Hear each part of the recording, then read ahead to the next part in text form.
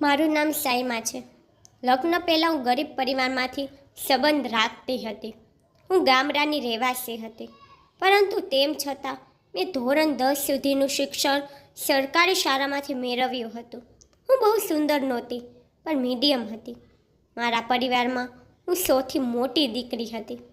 એટલા માટે મારા માતા પિતા ઈચ્છતા હતા કે મારા લગ્ન થઈ જાય. એમ તો ગામડાઓમાં છોકરીઓના લગ્ન વહેલા થઈ જાય છે. મારા માતા પિતાએ મારા માટે સારો સંબંધ શોધવાનું શરૂ કર્યું. ત્યારે પડોશના ગામમાંથી મારા માટે સારો સંબંધ આવ્યો. સંબંધ ખૂબ સારો હતો. છોકરો એ જ ગામનો રહેવાસી હતો, પણ તે કતારમાં નોકરી કરતો હતો અને તેની નોકરી ખૂબ જ સારી હતી. મારા પરિવારના સભ્યોને આ સંબંધ ખૂબ જ ગમ્યો. છોકરો ભણેલો હતો, તેથી તે બીજા દેશમાં નોકરી કરતો હતો. હું પણ એક શિક્ષિત વ્યક્તિ સાથે લગ્ન કરવા માંગતી હતી. આ સંબંધ મળ્યા પછી મારી ઈચ્છા પણ પૂરી થઈ હતી અને મારા પરિવારના સભ્યોને આ સંબંધ ખૂબ પસંદ આવ્યો. તે ઘણા વર્ષોથી કતારમાં કામ કરતો હતો.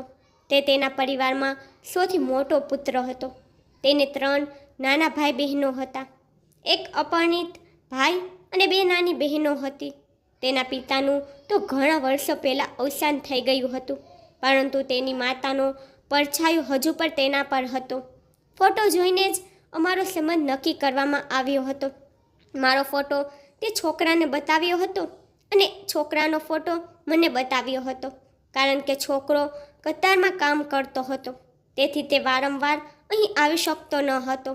છોકરાના પરિવારની શરત એવી હતી કે અમારો દીકરો લગ્ન સમયે જ ભારત પાછો આવશે અને મારો આ સંબંધ મારા પિતાના જાણીતા મિત્રએ જ કરાવ્યો હતો.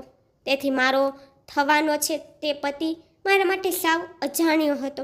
બંને પરિવારોની ઈચ્છાથી અમારો સંબંધ નક્કી થઈ ગયો અને થોડા દિવસો પછી અમારા લગ્ન થઈ ગયા.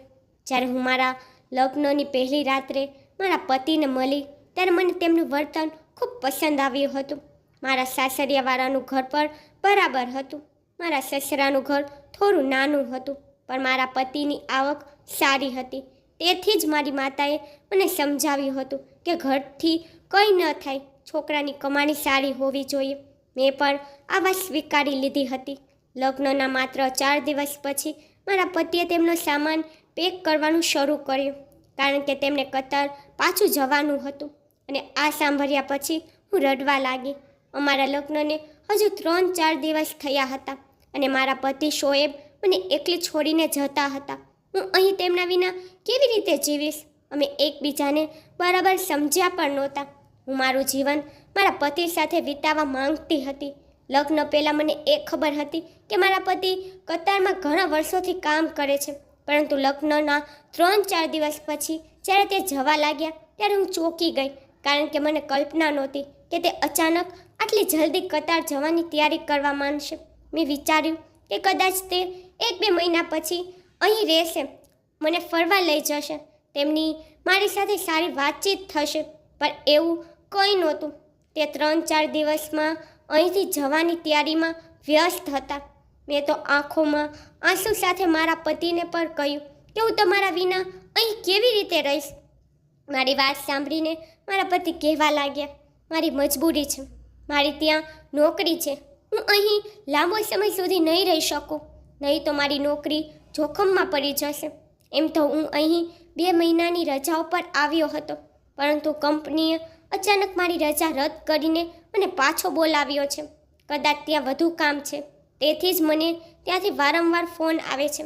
આ સાંભળીને મારી આંખમાં આંસુ આવી ગયા અને મને ગુસ્સો પણ આવી રહ્યો હતો એ વાત પર કે મારે કોઈ વિદેશી સાથે લગ્ન ન કરવા જોઈએ. એક વિદેશી સાથે લગ્ન કરવું એ બહુ મુશ્કેલ કામ છે. મને આજે આ વાતનો અહેસાસ થતો હતો. મારા પતિએ તેમની વસ્તુઓ પેક કરી અને મને કહેવા લાગ્યા કે તે થોડા સમય માટે બજારમાં જાય છે, અને જ્યારે તે ઘરે પાછા આવ્યા ત્યારે મેં જોયું કે તે લગભગ 15-20 કિલો ફટકડી લાવ્યા હતા અને તમામ ફટકડી તેના સામાનમાં રાખવા કહ્યું હતું. આટલી ફટકડી જોઈને મને નવાઈ લાગી અને મેં કહ્યું, તમે ત્યાં જઈને આનું શું કરશો? આ તો કેટલી બધી ફટકડી છે, આનું તમને શું કામ છે? અને તેનાથી તમારા સામાનનું વજન પણ વધી જશે અને પછી અલગ ફટકરીના પૈસા પણ ચૂકવવા પડશે. શું આપણા વિસ્તારની જેમ ત્યાં પણ ગંદુ પાણી આવે છે અને તમે તેને સાફ કરવા ફટકડી લઈ જઈ રહ્યા છો? મેં આ બધું મારા પતિને મારી જાતે જ કહ્યું હતું, કારણ કે મારી માતા હંમેશા વાસણમાં થોડી ફટકડી નાખીને અને વાસણમાં ફેરવીને વાસણો સાફ કરતી હતી. અમારા વિસ્તારમાં ગંદુ પાણી આવતું હતું. માતા કહેતી હતી કે આમ કરવાથી વાસણો એકદમ સાફ થઈ જાય છે અને પાણીમાં રહેલા કીટાણુઓ વાસણો પર ચોંટતા નથી. મારી વાત સાંભળીને શોએબ હસવા લાગ્યા અને કહ્યું કે તમારા વિસ્તારોમાં તેનો ઉપયોગ વાસણો સાફ કરવા માટે થતો હશે, પરંતુ ત્યાં શુદ્ધ પાણી આવે છે. સંપૂર્ણપણે ત્યાં અમને શુદ્ધ પાણી મળે છે. ત્યાં કતારની મહિલાઓ તેની સાથે કંઈક બીજું જ કરે છે. હું આ બાબતને બરાબર જાણતો નથી, પરંતુ હું જાણું છું કે તેની કિંમત ત્યાં ઘણી વધારે છે. કતારની મહિલાઓ તેને બમણા પૈસે ફટકડી ખરીદવા તૈયાર છે. લગભગ દરેક કતારની મહિલાના ઘરમાં આ ફટકડી હાજર હોય છે.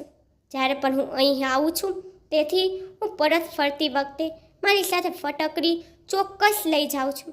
શોએબની વાત સાંભળીને મને નવાઈ લાગી.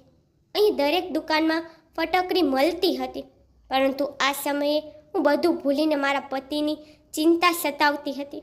મારા માટે સૌથી મોટું ટેન્શન મારા પતિથી અલગ થવાનું હતું. મેં તેમના સામાનમાં ફટકડી રાખી દીધી હતી. મેં રડતા રડતા શોએબને કહ્યું કે જલ્દી જલ્દી તમે મને પણ તમારી પાસે બોલાવજો. શોએબને જોઈને હું એટલી ખરાબ રીતે રડતી હતી કે મારા આંસુ રોકાતા નહોતા. હજુ અમે બંને અમારા સુંદર જીવનની શરૂઆત પણ કરી ન હતી અને છૂટા પડવાનો સમય આટલો જલ્દી આવી ગયો. શોએબ વિના સાસરે રહેવાનું વિચારીને હું અંદરથી ગભરામણ અનુભવી રહી હતી. મને આ રીતે રડતા જોઈને શોએબે કહ્યું, તું વધારે ચિંતા ન કર, હું ત્યાં પહોંચતા જ તને બોલાવવાની વ્યવસ્થા કરીશ. હું જાણતી હતી કે આ બધા ખોટા બહાના છે, પણ મારી પાસે આંસુ વહાવવા સિવાય બીજો કોઈ વિકલ્પ નહોતો. મારી બંને નાની નણંદ બહુ હોશિયાર હતી. સાસુ તો બીમાર રહેતી હતી અને તેથી તે તેના રૂમમાંથી વધુ બહાર ન આવતી, પણ મારી બંને નણંદ આખો સમય મારા પર નજર રાખતી હતી. તેઓને મારા આંસુ નાટકીય લાગતા હતા. તેને કહ્યું કે તે પણ આટલા વર્ષોથી તેના ભાઈઓના અલગ થવાને સહન કરી રહી છે. પછી શોએબે મને છોડીને ચાલ્યા ગયા.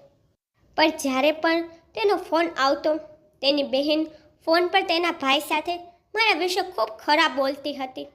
તે દરેક વસ્તુથી ખૂબ કંટાળી ગયા હતા. મારા પતિ પણ મારા વિના પરેશાન હતા. તે મારી સાથે રોજ ફોન પર વાત કરતા અને કહેતા, સાયમા, તારા વિના મારું દિલ અહીં નથી લાગતું. હું તને ખૂબ યાદ કરું છું. એ 3-4 દિવસ મેં તારી સાથે વિતાવ્યા, હું હજુ પણ તેને ખૂબ યાદ કરું છું, પણ બીજી જ ક્ષણે હું દુઃખી થઈ જાઉં છું. અને પછી એક દિવસ મારા પતિએ મને કંઈક એવું કહ્યું જે સાંભળીને હું ખૂબ ખુશ થઈ ગઈ. તેને મને કહ્યું કે તે મને કતારમાં તેની સાથે બોલાવી રહ્યા છે. તે તમામ કાર્યવાહી કરી નાખી છે. તેને મારા ડોક્યુમેન્ટ પર મોકલાવી દીધા હતા. આ સાંભળ્યા પછી હું ખુશીથી અનુભવી રહી હતી. ત્યારે મારા નણંદના ચહેરાનો રંગ બદલાઈ ગયો. તેઓ ઈચ્છતી હતી કે તેનો ભાઈ તેમને પણ કતાર બોલાવે, પરંતુ મેં મારી બંને નણંદને અવગણી કરી નાખી અને શક્ય તેટલી વહેલી તકે જવાની તૈયારી કરી. મેં શોએબને પૂછ્યું, શું હું તમારા માટે અહીંથી કોઈ વસ્તુ લઈ આવું?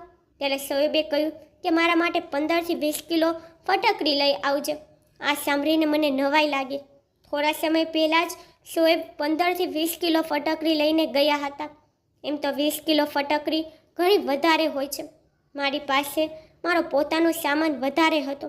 તેના ઉપર 20 કિલો ફટકડી રાખવાને કારણે તેના વધુ પડતા વજનને કારણે મારે પૈસા ચૂકવવા પડ્યા અને હું વિચારવા લાગી, ખબર નહીં કતરની સ્ત્રીઓ આટલી ફટકડીનું શું કરે છે. આટલો ભારે સામાન સંભાળવો મારા માટે ખૂબ જ મુશ્કેલ બની રહ્યું હતું. થોડા કલાકોની મુસાફરી પછી હું કતર મારા પતિ પાસે પહોંચી, પરંતુ એરપોર્ટ પર શોએબને જોયા પછી મારી ખુશીની કોઈ સીમા ન રહી. મારા પતિએ મને જોતાની સાથે જ પહેલો પ્રશ્ન પૂછ્યો કે તું ફટકડી લઈ આવી છો કે નહીં. તેમની આ વાત સાંભળીને મારું દિલ તૂટી ગયું. મને મળવા કરતાં તેને ફટકડીની વધુ ચિંતા હતી અને હું તેમને મળવા માટે તડપતી હતી. મેં ચૂપચાપ ફટકડી ભરેલી થેલી કાઢીને તેને આપી, પણ મને ખબર નહીં કે તે ફટકડી કોને આપી હતી. પરત ફરતી વખતે તેની પાસે ઘણા પૈસા હતા. જ્યારે તે મને તેના ફ્લેટમાં લઈ ગયા, તે મને ખૂબ જ પ્રેમ કરવા લાગ્યા અને મારી સાથે ખૂબ સારો વ્યવહાર કરતા હતા. મને તેને પ્રશ્ન કરવાનો મોકો ન મળ્યો અને પછી હું ભૂલી ગઈ હતી કે તેઓ ફટકડી સાથે શું કરે છે. થોડા સમય પછી અમારી વાતચીત દરમિયાન ફટકડીનો કોઈ ઉલ્લેખ આવ્યો. તેથી મેં મારા પતિ શોએબને પૂછ્યું, તમે ફટકડી કોને આપીને આવ્યા છો? હું મારા પતિની વાતોમાં બધું જ ભૂલી ગઈ હતી. સાચું કહું તો હું માની શકતી ન હતી કે મારા પતિએ મને તેની પાસે બોલાવી છે. મેં મારા પતિ સાથે ખૂબ જ સારા 2 મહિના પસાર કર્યા હતા. મેં મારા પતિ સાથે 2 મહિના ખુશીથી વિતાવ્યા હતા. મને ખ્યાલ પણ ન હતો, પણ 2 મહિના પૂરા થતાં જ મારા પતિ મને કહેવા લાગ્યા, હવે તને અહીં રાખવી મારા માટે શક્ય નથી. તું ભારત પાછી ચાલી જા તો સારું રહેશે. શોએબે જે કહ્યું તે સાંભળીને હું ચોંકી ગઈ હતી અને મારા હોશ ઉડી ગયા. મેં કહ્યું, આ શું વાત કરો છો? તમારા વિના મારું ત્યાં જીવન નથી. હું મારા બધા સંબંધીઓને કહીને આવી છું કે હવે હું હંમેશા તમારી સાથે કતારમાં જ રહીશ અને એમ પણ હું ત્યાં જઈને શું કરીશ? પછી તે કહેવા લાગ્યા કે અહીંનો ખર્ચ ખૂબ વધી ગયો છે અને ઘરે પૈસા મોકલવા માટે પણ પૈસા બચ્યા નથી. મારે મારા પરિવારને પણ મોકલવાના છે. મારી માતા પૈસા માટે વારંવાર ફોન કરી રહી છે અને બહેનોની શાળાની ફી પણ જમા કરવાની છે. તે પણ મને રોજ ફોન કરીને હેરાન કરે છે અને તારા અહીં રહેવાના કારણે મારા બધા પૈસા ખર્ચાઈ જાય છે. મેં ગુસ્સામાં આવીને મારા પતિને કહ્યું કે જો આવું છે તો હું પણ અહીં નોકરી કરી લઉં. હું મારો ખર્ચ જાતે ઉઠાવીશ, પણ હવે હું તમને છોડીને પાછી નહીં જાઉં. મારી વાત સાંભળીને શોએબ કહેવા લાગ્યા, તું શું કામ કરીશ? લાંબા સમય સુધી વિચાર્યા પછી મેં શોએબને કહ્યું કે હું લોકોના ઘરે વાસણો સાફ કરીશ, હું બધું કરીશ, પણ હું અહીંથી પાછી નહીં જાઉં. શોએબને મારી વાત મજાક લાગતી હતી, પરંતુ નજીકના ફ્લેટના લોકોને પૂછ્યા પછી મને કેટલાક પરિવારો માટે ઘરનું કામ મળ્યું હતું. તે દિવસોમાં હું ઘણા લોકોને ઓળખી ગઈ હતી, કારણ કે અમે જે જગ્યાએ રહેતા હતા ત્યાં કેટલીક ભારતીય પરિવાર પણ રહેતા હતા અને આ સમયે હું જે મહિલાઓને ઓળખતી હતી તે મારા કામમાં આવી હતી. 2-3 પરિવાર એવો હતો કે ભોજન બનાવવા માટે મહિલાને શોધી રહ્યા હતા, તેથી તેને મને તેના ઘરે કામ કરવા માટે રાખી લીધી. મારા ઓળખીતા પરિવારે મને કહ્યું કે કતારી લોકોને ભારતીય દ્વારા તૈયાર કરેલું ભોજન ખાવાનું ખૂબ પસંદ છે અને તેમની પ્રથમ પસંદગી માત્ર ભારતીય મહિલાઓને ભોજન બનાવવા માટે રાખવાની હોય છે. મને 3-4 ઘરોમાં એક સાથે કામ કરવાનો મોકો મળ્યો. હું આ વાતથી ખૂબ જ ખુશ હતી અને મારી ખુશીની કોઈ સીમા નહોતી. કેટલાક ઘરોમાં મને માત્ર ભોજન બનાવવાનું કામ મળ્યું હતું, જ્યારે કેટલાક ઘરોમાં મને વાસણો સાફ કરવાનું કામ મળ્યું. મને મારા કામના સારા પૈસા મળતા હતા, તેથી હું સરળતાથી મારા પતિ શોએબ સાથે રહી શકતી હતી. ભોજન બનાવવું તે તો હું પહેલેથી જ જાણતી હતી, કારણ કે હું લગ્ન પહેલાં પણ રાંધવામાં એકદમ પરફેક્ટ હતી. હું યુટ્યુબ પર જોઈને અલગ અલગ પ્રકારનો ખોરાક બનાવતી હતી અને હવે આ વસ્તુ મારા માટે ઉપયોગી થવાની હતી. જ્યારે શોએબ રાત્રે ઘરે પાછા આવ્યા અને મેં તેમને કહ્યું કે મને નજીકના ઘરોમાં રસોઈ બનાવવાનું અને સાફ કરવાનું કામ મળ્યું છે અને તેઓએ મને તેમના ઘરે કામ પર રાખી લીધી છે. મારા પતિ આ સાંભળીને આશ્ચર્યચકિત થઈ ગયા અને કહેવા લાગ્યા, તે તો ખરેખર કામ શોધી લીધું, પરંતુ તને અન્ય લોકોના ઘરે જઈને કામ કરવાની પરવાનગી આપી શકીશ નહીં. શોએબે મારી બધી ખુશીઓ બરબાદ કરી દીધી હતી, પરંતુ હું આટલી સરળતાથી હાર માનવાની નહોતી. શોએબની વાત સાંભળ્યા પછી હું જોર જોરથી રડવા લાગી. મારા આંસુ શોએબના હૃદયને સ્પર્શી ગયા હતા. હવે તે પોતે પણ મારા વગર રહેવા માંગતા ન હતા. હું સારી રીતે જાણતી હતી કે તે મારી બંને નણંદ જ મારા પતિને ફસાવી રહી છે. મને ભારત પરત બોલાવવા માટે તેના પર દબાણ કરી રહી છે અને મજબૂરીમાં તે મને ભારત પરત મોકલવા ઈચ્છતા હતા. પરંતુ મને મોકલવાનું તેમનું મન ન હતું. મેં જાણી જોઈને આટલી બધી રડતી રહી કે શોએબે મને કામ કરવાની પરવાનગી આપી. મારી ખુશીની કોઈ સીમા ન હતી, કારણ કે હવે હું હંમેશા અહીં શોએબ સાથે આરામથી રહી શકતી હતી. મેં ખુશીથી શોએબને ગળે લગાવ્યો અને મારો પ્રેમ વ્યક્ત કર્યો. બીજા દિવસે ઓફિસ જતી વખતે શોએબે કહ્યું કે તને કામ સમજાય તો જ કરજે, નહીંતર કામ કરવાની જરૂર નથી. મેં તેમને કહ્યું કે તમે ચિંતા કરશો નહીં, હું બધું સંભાળી લઈશ. અને તેમના ઘરની બહાર નીકળતા જ હું ઝડપથી મારા કામમાંથી મુક્ત થઈ અને પછી મારી પાડોશી મને કતારની મહિલાઓના ઘરે લઈ ગઈ, જેમના ઘર ખૂબ જ સરસ હતા. અંદરથી તે બિલકુલ મહેલ જેવો દેખાતો હતો. તે જોઈને મને ખૂબ જ નવાઈ લાગી. અહીંના લોકોના ઘર ખરેખર ખૂબ જ સુંદર હતા અને અહીંની મહિલાઓ પણ ખૂબ જ મૈત્રીપૂર્ણ વર્તન ધરાવતી હતી. કેટલીક મહિલાઓ તો હિન્દી પણ સમજતી હતી અને કેટલીક મહિલાઓ હિન્દીના શબ્દો પણ જાણતી ન હતી. તેને મને હાવભાવથી સમજાવ્યું કે મારે તેના માટે કેવા પ્રકારનું ભોજન બનાવવું જોઈએ. પરંતુ પહેલા જ દિવસે મેં ખૂબ જ વિચિત્ર વાત જોઈ. જ્યારે હું માલકીનના કિચનમાં ભોજન બનાવવા ગઈ ત્યારે એક મોટી પેટીમાં ઘણી ફટકડી પડી હતી. ફટકડી જોતાની સાથે જ મને યાદ આવ્યું કે હું અને મારા પતિ આટલી ફટકડી ભારતમાંથી લઈ આવ્યા હતા. ખબર નહીં કે શોએબે એ ફટકડી સાથે શું કર્યું. કોણ જાણે છે કે અહીંની મહિલાઓ આ ફટકડીનું શું કરે છે.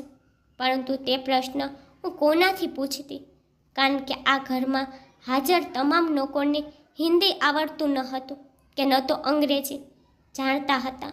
અને શોએબે તો પહેલેથી જ કહ્યું હતું કે તેને આ વિશે કંઈ ખબર નથી. શોએબે એ જણાવ્યું હતું કે અહીંની મહિલાઓ ફટકડી સાથે શું કરે છે તેઓ આ વિશે જાણતા નથી. હું આ જ વિચારોમાં હતી અને 2-3 કલાકમાં મેં ત્યાંનું ભોજન બનાવી પણ લીધું હતું. પછી હું બીજા ઘરે ખાવાનું રાંધવા ચાલી ગઈ અને ત્યાં જઈને પણ મેં બરાબર એ જ જોયું કે ત્યાંના કિચનમાં પહેલાં કરતાં પણ વધુ ફટકડી ભરેલી હતી. હવે મારી અંદર એક વિચિત્ર રસ જાગ્યો હતો કે આ બધો મામલો શું છે. મેં ભારતમાં આવું કંઈ જોયું ન હતું. મેં રાંધવાનું શરૂ કર્યું. હજુ થોડો જ સમય પસાર થયો હતો કે એક સ્ત્રી રસોડામાં આવી અને એક ફટકડીનો ટુકડો કાઢ્યો અને એક વાસણમાં પાણી લીધું. તેને એ વાસણમાં ફટકડીનો ટુકડો નાખ્યો અને તેને ઢાંકીને એક ખૂણામાં રાખી દીધો.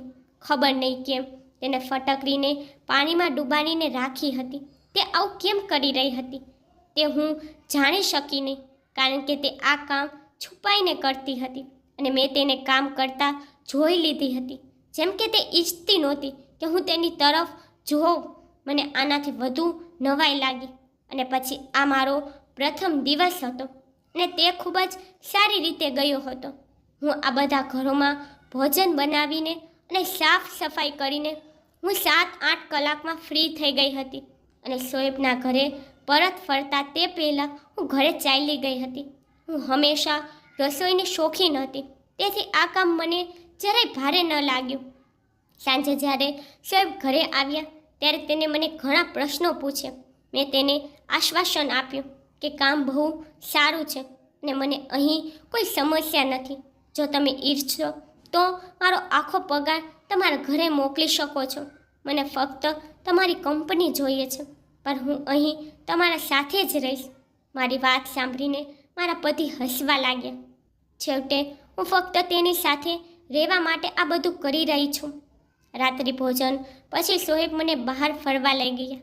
જ્યારથી હું કતારમાં આવી હતી ત્યારથી તે મને પહેલી વાર બહાર લઈ ગયા હતા.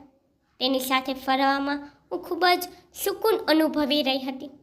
નહીંતર અત્યાર સુધી મારા મનમાં એક જ ટેન્શન હતું કે મને અહીંથી પાછી ન મોકલી દે.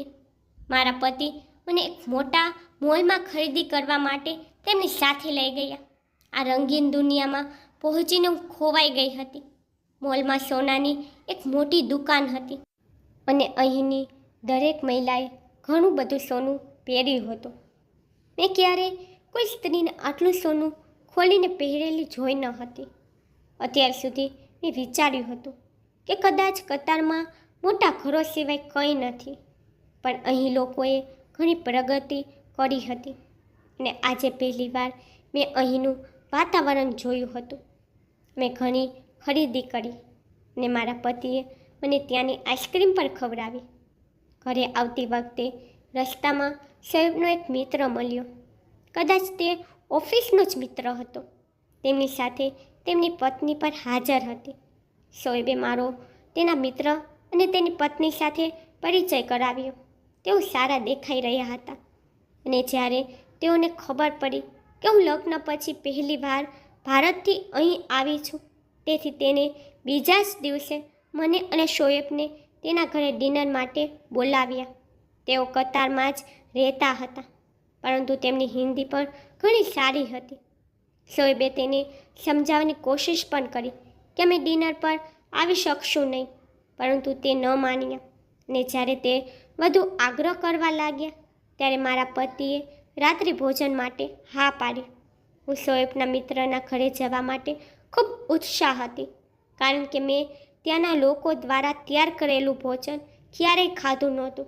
કારણ કે હું એક ભારતીય હતી અને અહીં મારા પોતાના હાથે બનાવેલું ભોજન ખાઈ રહી હતી અને હું કોઈના ઘરે જમવા પહેલીવાર જ જઈ રહી હતી. બીજા દિવસે મેં બધાના ઘરે કામ કર્યું અને ખાવાનું બનાવ્યું અને પાછા આવતાની સાથે જ જલ્દી તૈયાર થઈ ગઈ. શોએબ એમ કહીને ગયા હતા કે તે કામ પરથી જલ્દી પાછા આવી જશે અને પછી અમે તેના મિત્રના ઘરે જઈશું. શોએબના આવતાની સાથે જ અમે બંને તેના મિત્રના ઘરે ગયા. તેમનો મિત્ર અને તેની પત્નીને અમારું ખૂબ સારું સ્વાગત કર્યું. હું શોએબના મિત્રનું ઘર બસ જોતી જ રહી ગઈ. ઘર બહારથી જેટલું સુંદર હતું તે અંદરથી પણ અનેક ગણું સુંદર હતું. તેને 2 સુંદર પુત્રો અને એક નાની 3 મહિનાની પુત્રી હતી. તેમની નાની દીકરીને જોતાની સાથે જ હું તેના પ્રેમમાં પડી ગઈ. શોએબના મિત્રના પત્નીનું નામ આયશા હતું. તે રસોડામાં જમવાની તૈયારી કરી રહી હતી. હું પણ તેમની પાસે જઈને ઊભી રહી ગઈ. મને જોઈને તે સ્મિત સાથે કહેવા લાગી કે ભાભી, તમે બેસો, હું હમણાં જ ભોજન તૈયાર કરીને તમારી પાસે આવું છું. મેં તેની વાતને અવગણી કરીને કહ્યું કે હું તમારી મદદ કરું અને પછી હું તેમની મદદ કરવા લાગી અને પછી મારી નજર આયશા ભાભીના રસોડામાં રાખેલી ફટકડી પર પડી. તેમને પણ ફટકડીને એક બોક્સમાં રાખી હતી. બોક્સ પારદર્શક હતું. આ કારણે હું તેની અંદરની ફટકડી સ્પષ્ટ રીતે જોઈ શકતી હતી. મારા મનમાં ફરી એકવાર આ પ્રશ્ન ઊભો થયો કે કતારની આ મહિલાઓ ફટકડીનું શું કરે છે. મેં વિચાર્યું કે આ ફટકડીનું રહસ્ય આયશાથી પૂછી લઉં, પણ આયશાને પૂછતા મને થોડો સંકોચ થતો હતો, કારણ કે જે ઘરમાં હું કામ કરતી હતી ત્યાંની મકાન માલિકે તેને છુપાવવા માટે પાણીમાં ફટકડી નાખીને રાખી હતી. ખબર નહીં કે આની પાછળ શું કારણ હોઈ શકે છે. આયશા રસોઈ પર ધ્યાન આપી રહી હતી. મારાથી રહેવાનું નહીં, તેથી મેં તેને પૂછ્યું કે આ ફટકડી અહીં શા માટે રાખવામાં આવે છે. આખરે તમે લોકો આટલી ફટકડીનું શું કરો છો? અમારે તો રસોડામાં આટલી ફટકડી રાખવામાં આવતી નથી. મારી વાત સાંભળતા જ આયશાના ચહેરાનો રંગ બદલાઈ ગયો અને તેને ઝડપથી ફટકડીનો ડબ્બો ઉપાડીને કબાટમાં મૂક્યો. તેનો અંદાજ ખૂબ જ વિચિત્ર હતો. તેને મને જવાબ આપ્યા વિના જ ભોજન બનાવવામાં લાગી ગઈ. ત્યારે હું પણ ચૂપ થઈ ગઈ, કારણ કે મારામાં ફરીથી પૂછવાની હિંમત નહોતી અને મને સારું પણ નહોતું લાગી રહ્યું. આયશાએ ખૂબ જ સ્વાદિષ્ટ ભોજન બનાવ્યું હતું. અમે તે લોકોની પરવાનગી લઈને અમે અમારા ઘરે પાછા ફર્યા. અમને તેમના ઘરે જવું સારું લાગ્યું હતું.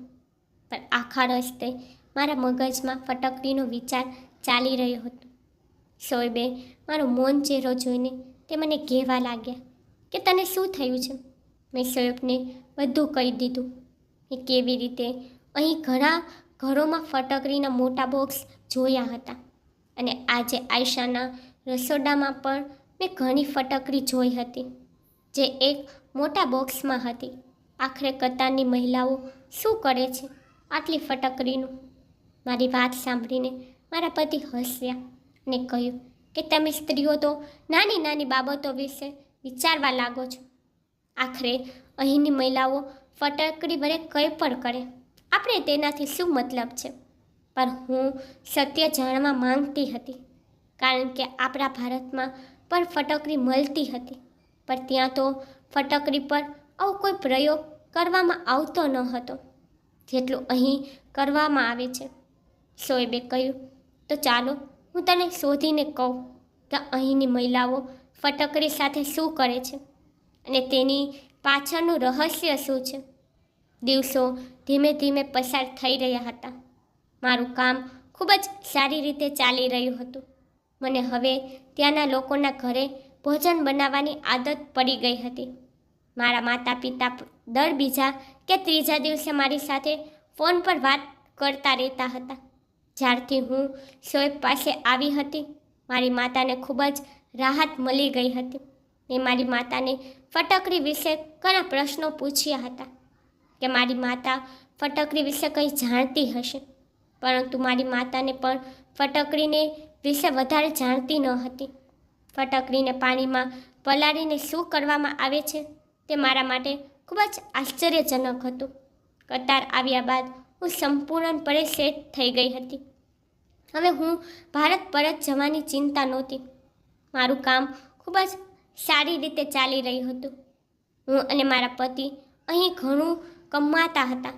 જે લોકોના ઘરે હું કામ કરતી હતી તેઓ પણ મારી ખૂબ કાળજી લેતા હતા, મારા ભોજનના ખૂબ વખાણ કરતા હતા અને જે લોકોના ઘરોમાં હું સાફ સફાઈ કરતી હતી ત્યાં મારી સ્વચ્છતાના પણ ખૂબ વખાણ કરવામાં આવતા હતા, કારણ કે હું ખૂબ નમ્રતાથી કામ કરતી હતી.